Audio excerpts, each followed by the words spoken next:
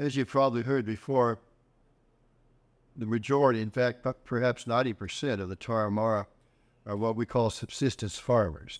That means that their little farm is their total living for their food and any income money-wise that they have. We're facing what is probably the third time now in our 15 years of working there, significant drought. This high-pressure dome has been causing the heat and drought in the southwest United States. Our media doesn't tell you this, but it extends far down into Mexico. Northern Mexico is burned up. If it's not irrigated, they don't have it. And up in the Sierras, there are no reservoirs and there are no deep water wells for irrigation. And so if it doesn't rain, our Tarahumara people don't have a living.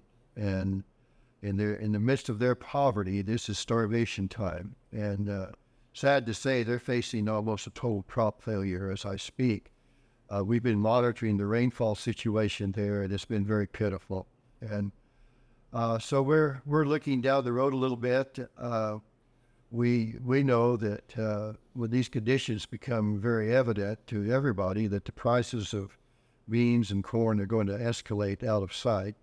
And so we have authorized our director there, Cruz Velasquez, to go ahead and purchase 3 tons of beans in anticipation of the price increases. And at today's exchange rate, that's about $5,000. And this may only be a beginning of what we're going to need to help our churches and our pastors and our people there.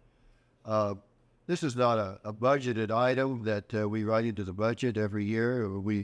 We're grateful that we have the ability to be able to do things like this, but it may put a strain on other areas. And so we're wanting to communicate to our support base that we're doing this, we're anticipating the need, and we're opening it up, you might say, a designated account where you can make designated gifts toward the famine relief there for our Tarahumara people. Once again, we did not anticipate that it would be this soon. Just 3 years ago that we went through this the last time.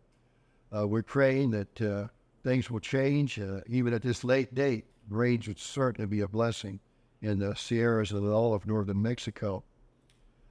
We're reminded of that scripture verse, and I certainly can relate to it, where David said, I was once young and now I'm old, but I've never seen the righteous forsaken or his seed out begging for bread. The people that have the first priority are our own Tarahumara believers. The Apostle Paul said, do good as often as you can, especially to those of the household of faith.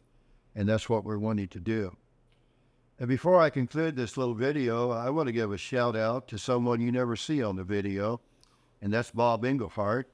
I'm asking him not to edit this out like he would tend to do, but Bob has done all of our video work for several years now, once video became the thing that we needed to do to communicate adequately. And his wife, Lori, she heads up on every trip. She does the meal arrangement, preparation, cooks a lot of it herself, and they go with us virtually every trip. And about every 6 weeks, we're making a trip down to the Sierras. And so again, you don't see these people on the video much, but I want to say to you how much we appreciate these people and what it means to our ministry there.